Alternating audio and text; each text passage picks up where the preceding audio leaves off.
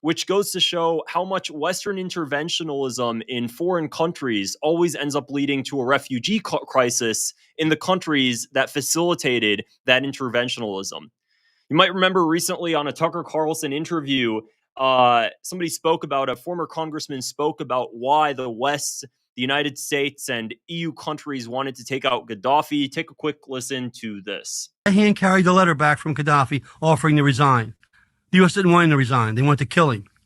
Why? Because Gaddafi, and I met him 3 times. I took Biden on my second trip to Libya, by the way. He went with me when I spoke to the whole country. And every meeting I had with Gaddafi, he wanted 2 things. He wanted to unite the African continent into a group of nations economically, like the European economy. He wanted to base it on the gold standard. And the U.S. and Europe didn't want that. And the other thing is they wanted control of his oil, and they wanted control of his sovereign wealth. So Gaddafi had to go. That's outrageous, and it's wrong.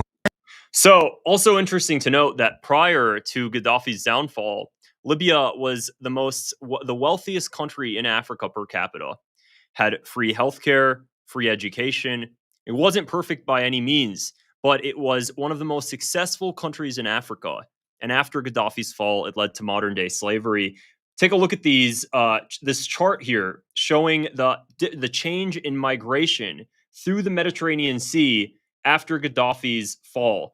Back in 2009 and 2010, when Gaddafi was still in power, there was less than 10,000 migrant crossings, border crossings a year into Europe from different countries. This is all by sea.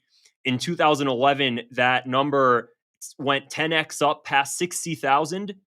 2012, there was a bit tighter regulations, and in 2014 and in 2015, that number skyrocketed all the way up to 170,000 migrant crossings through the Mediterranean Sea in 2014 from a mix of African countries: Somalia, Nigeria, Tunisia, Eritrea, Afghanistan, 38% as well. And the reason that countries like Afghanistan end up popping up is because the way the positioning of Libya and where Libya is really important for people to understand how it ended up leading to this massive migrant crisis. Libya was the hub where migration would happen from the Mediterranean Sea up to Malta and Italy. Europe actually had a deal with Gaddafi, and they worked something out. Back in 2008, they had a treaty, they had a partnership where Gaddafi would stop migration going into Europe, and Europe paid Gaddafi $5 billion over an extended period to stop migrants from coming into Europe. And in return, Europe would give Gaddafi patrol boats, they'd give Gaddafi weapons, they would train Gaddafi's government officials on how to stop migrants from crossing, and they would invest in Libya on the exchange that Gaddafi would make sure to monitor the borders so that way migrants don't cross into Europe. And it was a great situation that they had between the two of them. Gaddafi got money for Libya, and Europe didn't have any migrants come in. So it seemed like it worked out pretty well for them. And European leaders knew this, and Gaddafi knew that he had leverage because he knew that if he went down, migration in Europe would skyrocket. And Gaddafi had no problem also stating this to European officials, by the way. He almost threatened them with it. He stated some pretty inflammatory things. He previously stated, I believe this was back in 2010, Gaddafi stated, quote, Europe will, quote, turn black unless EU pays Libya 4 billion euros a year. A year. Gaddafi stated this. Again, very inflammatory, but it's important to know this to understand the geopolitics of what happened after Gaddafi's downfall. Muammar Gaddafi warned Europe runs the risk of, quote, turning black unless EU pays Libya at least 5 billion euros, 4.1 billion pounds a year to block the arrival of illegal immigrants from Africa. He knew this. So this was prior to his visit in Italy. And Libya also had an agreement again with Gaddafi. Let me go here. The EU, this article was also back in 2010, prior to Gaddafi's fall. The EU keen to strike a deal with Muammar Gaddafi on immigration. Commission chiefs to hold talks with Libya over Gaddafi's demand for 5 billion euros a year to stop Europe from, quote, turning black. They use that word in the headlines. Okay, so it's important to understand this because these refugees that are seeking a better life anywhere in the world, from Middle East, to Africa, to South America. You can't blame them for wanting to seek better circumstances. I think that anybody would do that, especially when their countries are being plundered by external forces and, of course, by countries that are causing these sort of refugee crises by being bombed, etc. Okay, so that's understandable. However, where this can be stopped is by the countries that are perpetrating and acting on this for their own selfish interests. In this case, it would be Western leaders that are destroying these countries and then wanting to keep tight borders without thinking about the fact that it'll backlash. And ultimately, the people that get hurt the most end up being their own citizens. It ends up being their own citizens because ultimately they end up paying the price, quote unquote. And it's the world leaders that own selfish desires do this. So they were very keen to strike a deal. The EU was very keen to strike a deal, but then all of a sudden in 2011, what happens? Well, NATO forces helped strike Gaddafi forces, and ultimately Gaddafi was taken out of power and he was caught, I believe, in October of 2011. After October of 2011, like that previous graph I showed you, migration skyrocketed from so many different countries across Africa, across the Middle East. Libya then became a hub for this sort of migration after Gaddafi's downfall. The main countries being Somalia, Eritrea, Syria here 23%. So they would actually come for Middle Eastern countries. They would actually cross the Middle East, go through Egypt, enter Libya, and from Libya, Tripoli, all the way up to those to Europe through the Mediterranean Sea. Okay. Had Gaddafi remained in power, this wouldn't have happened because there would have been he was stopping migrants from coming in, and you could look at the graph, and not only stopping migrants from coming in. Okay, here's another thing: he was stopping migrants from coming in, but he was also having migrants come to his country because Libya was a successful country at the time. So migrants in Africa that were seeking a better life would go to Libya. That were seeking opportunity would go to Libya because Libya was successful. Now, was Gaddafi a dictator? Absolutely. Is this to make Gaddafi look good? Absolutely not. And I want to make that very clear. Sometimes I talk about what happened after the fall of Bashar al-Assad. Do I act like does this mean I support him? No. Does this mean I support Maduro? No. But it's important to have these conversations because you're able to understand cause and effect. Okay, regardless, despite him being a dictator, he did have a successful, fruitful country in many aspects, and people would go there to find jobs. People across Africa. Now, you take out that country, and Libya now has modern day slavery. Well, aside from the fact that Libya has modern day slavery, Libya is no longer a hub for people to go to find work. So now all of the people that would go to Libya to find work have to find work elsewhere. They have to find opportunity elsewhere. Well, the Middle East is bombed. Syria is bombed. Palestine is occupied. Jordan is hanging on by a thread. It relies completely on U.S. backing to stay afloat. Jordan is needed in the Middle East. It's a U.S. asset to make sure that Israel is maintained and safe. Okay? Egypt on the brink of just economic collapse all the time, especially in the mid 2000s, always dealing with financially not the best. So the more countries that are taken out, and this is something that's really important for people to understand, the more countries that are taken out, the less countries that people from other parts of the world have to go to find a better life. If the Middle East was successful and there were countries in Africa that were experiencing violence, then people from Africa could go seek refuge in the Middle East. People from Africa could go seek refuge elsewhere in other parts of Africa, in Libya, in Egypt, in other parts of Africa, if those other parts of Africa or those other parts of the Middle East are also successful. But the more countries you take off the list, the less options they have, which means that Europe ends up having more migrants come in. I think this is just pretty basic stuff.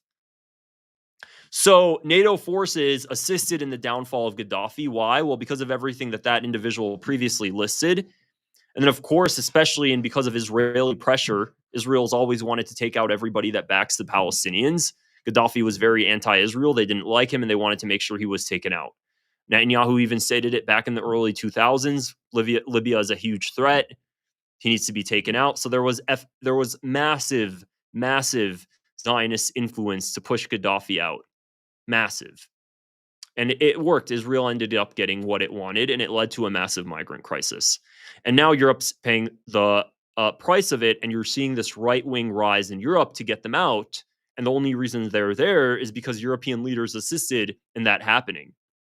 And I think what's also so shocking about all of this is that Gaddafi had weapons. He had chemical weapons. He never had a nuclear weapon. They were concerned that he was going to build a nuke. So Gaddafi made a deal and to get reintegrated back into the world economy. And he said, you know what? I'll have US scientists and I'll have US forces come to Libya and destroy my weapons factories and destroy my weapons development, destroy my chemical weapons. And in return, Libya will be allowed to be reintegrated back into the global economy. Sanctions will be removed from Libya and Libya will be reintegrated. And Gaddafi did it. He did it. They removed sanctions. I believe this happened in 2008. He won some award for peace or something of the likes. And he was reintegrated back into the world economy. Libya was.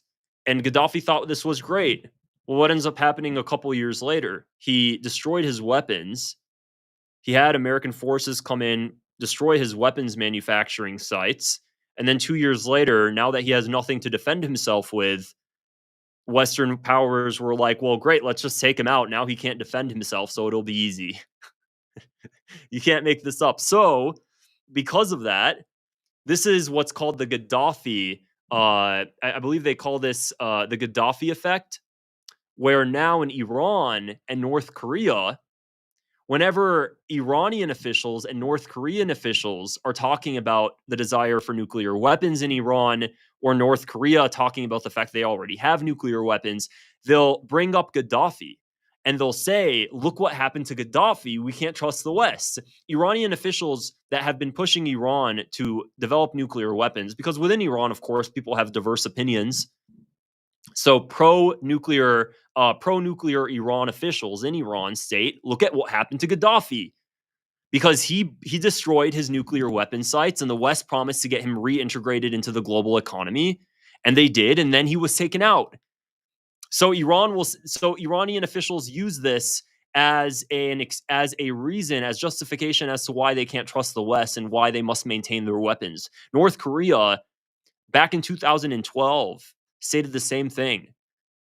You might remember during Trump's administration, I believe this was also back in, 2018? Trump was going back and forth with North Korea. Trump brought B-2 bombers around North Korea to threaten North Korea in talks for North Korea to disband its nuclear weapons. Of course, they never did. So Trump brought B-2 bombers there. He made this whole spectacle, to make sure to denuclearize North Korea, and they made it a very big red line. And during those conversations with Trump, North Korea brought up Gaddafi, and they stated, look what happened to Gaddafi when he destroyed his weapons in order to get reintegrated back into the global economy. They took him out. So even though there was pressure and there were concessions by the West to reintegrate North Korea if they disbanded their nuclear weapons, North Korea immediately said no, because they don't trust the West, because of what they did to Gaddafi and because of what they assisted in. So kind of everything is interconnected here. And this is what's really important about geopolitics. Here's another example, and then I'll kind of leave it off for this video that I've previously talked about. What's happening right now in Venezuela is Maduro. Of course, the United States wants Maduro out. Back in Trump's first term, and I've talked about this a lot, Trump wanted Maduro out then too, but he decided to place sanctions on Venezuela, crippling sanctions, hoping that because of the ensuing economic turmoil, it would lead to civil unrest and civil war, and Maduro would be ousted by his own people during civil war because of economic crisis. Well, it didn't end up working. Venezuela did fall into economic crisis. It led to 8 million refugees leaving Venezuela, but Maduro was able to hold on to power. Trump had strong borders at the time during his first term, so it was fine. Biden came in office, relaxed the borders, and massive amounts of Venezuelan migrants entered the United States. Many settled into Colorado, as you've heard. And then Trump campaigned on his second term, getting back into office, to remove the migrants that he caused during his first term. And that's what happens with Western interventionalism. So now Trump wants to do what? A regime change operation in Venezuela to top in Maria Corina Machado. How did it work out in every other country? Migrant crisis. Now, is that for sure going to happen in Venezuela? Maybe not. Maybe it works out. Maybe Maria Corina Machado, the Peace Prize winner, is put in place in Venezuela and they like it and the people want that. If the people want that, that's great. I still don't think the US should do that. I think the people should be able to do that for themselves. Okay? But if it works out, great. That's great. If it doesn't, what could that look like? And we have to look at the past. So anyways, guys, that's everything for this video. If you found it interesting, please go ahead and click the subscribe button below and give it a thumbs up as well. If you want to see more of my videos,